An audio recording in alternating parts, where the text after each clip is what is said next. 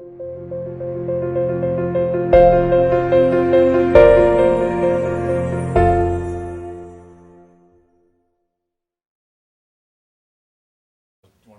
want to introduce? Did you do it? Oh yeah, introduce yourself. Oh, cool. My name is Jarrid Wilson. I'm married to my beautiful wife, Julie, and I have a 7-month-old son, and we currently live in the Nashville, Tennessee area. I am a young adults pastor, an author, and I like to blog about a lot of stuff. Awesome.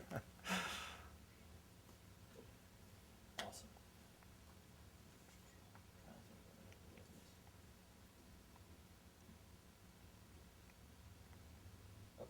What are 5 things men can do to be a real man? What are 5 things men can do to be a real man?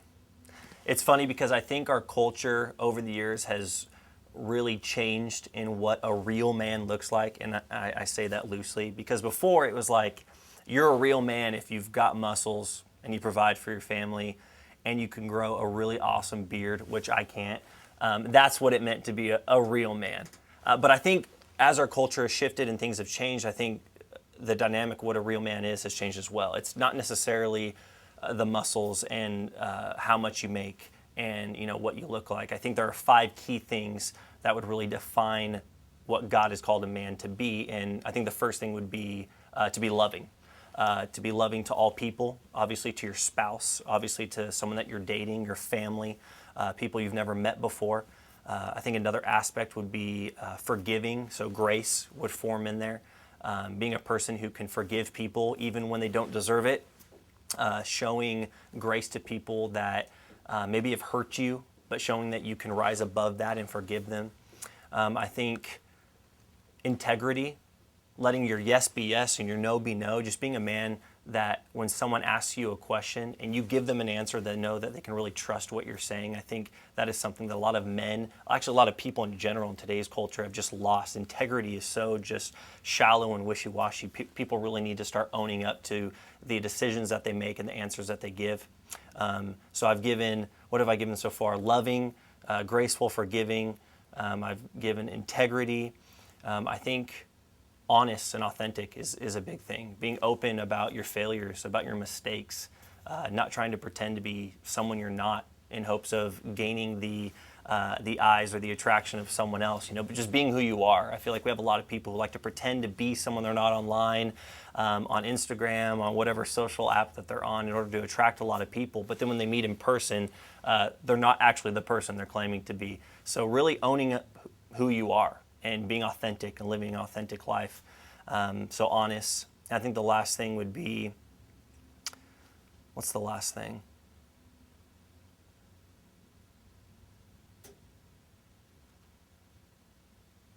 Probably supportive. I think support is something that a lot of relationships lack. Support is something a lot of marriages lack, a lot of friendships lack. And not just thinking of yourself, not just worrying about what you're doing in your life and in your time, but being supportive of others, encouraging other people to chase their dreams, to trace their goals, and to support people when they need it. And so, yeah, those are definitely 5 things I think what it means to be a real man. Is that 5? Yeah, That's 5. Awesome.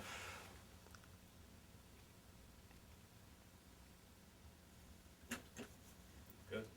Cool. So when it comes to relationships, what is oversharing? How much is too much? And when's the right time to have certain conversations? I might answer this differently than most, but I don't necessarily think there's ever a time that you're sharing too much. I think our culture actually holds back way too much, and so we get in these relationships where we've become very shallow on what we share with one another, and then once we decide to get married or once we get engaged, all of a sudden, then the big stuff comes out, and then that's a scary place to be in because you're so close to marriage, yet you just learn these really big, whether they be failures or successes about people. I think right off the bat, maybe not your first date, but right off the bat, getting to know each other and just saying, listen, this is who I am, flaws and all, broken pieces and all. When my wife and I first met, that's one of the first things that we did. We talked on the phone for a couple hours. We were just getting to know each other. And then the conversation allowed us to start sharing the mistakes that we've made. the things that we did that we're not necessarily proud of, the things that we did that we are proud of. And that was a conversation that we had that we still talk about to this day, because it allowed ourselves to know one another in a way we wouldn't have ever been able to know before. And every day that passes in our marriage and our relationship, we're continuously learning more about each other. But when it comes to any relationship, don't ever think that if I share too much, I might scare them off, because anybody that you're going to want to be with is going to need to be someone that you can share whatever you need to with them, and they're going to accept it for who you are. They're going to accept that that was your past, or that's something that you're working on, and the people that love you are going to be with you and stick with you through it all. So, Just getting a little rubbing action. It's not bad. I don't think we need to do anything over, but All right, so can I ask you what surprised you most about marriage as well? Yeah. Sweet. let me think of what it is. What surprised me most about marriage? Doesn't have to be good and bad. It can just be. Okay, I got something. Yeah. Yeah. Awesome. Yeah. Yeah. Yep. What surprised you most about marriage? Honestly, I think the biggest thing that surprised me about marriage was that it was hard. I mean, I heard people say that all the time. Like, marriage is hard. You gotta put effort into it. You gotta put time into it. You gotta be persistent about loving your wife and showing compassion. But I think I ignorantly and pridefully went into marriage thinking like, oh, I got this. This is gonna be easy. I'm gonna be a great husband. Then when we have kids, I'm gonna be a great dad, and it's just gonna come naturally. And for the most part, a lot of those attributes came naturally, of loving my wife and now loving our son and wanting to be a dad. But it is hard work, waking up and choosing that I'm going to pursue my wife today. And just because we've been married for 3 years doesn't mean that I have to pursue her less than I did the day when we first started dating. And realizing that when I say hard, it doesn't mean that I don't like it. It's tough and it's hard, but it's worth every single moment that I spend pursuing after my wife, and even the times where we have to have hard conversations and talk, to one another about maybe something I said wrong or maybe something she said that might have hurt my feelings. So, I mean, it is hard, but at the end, it's so worth it. And for me, definitely, I think that's one of the biggest things I realized in marriage that I wasn't expecting, and that's because I was definitely being prideful going into it. But it's definitely something I've learned from. Through and through. Cool. Do you hear that? Sorry, Clock? yeah. All right, I'll ask you about CrossPaths next. And I'm just gonna ask you 2 more, but these are a little bit more, just a little easier. Go for it. Promotional, yeah, that's the word.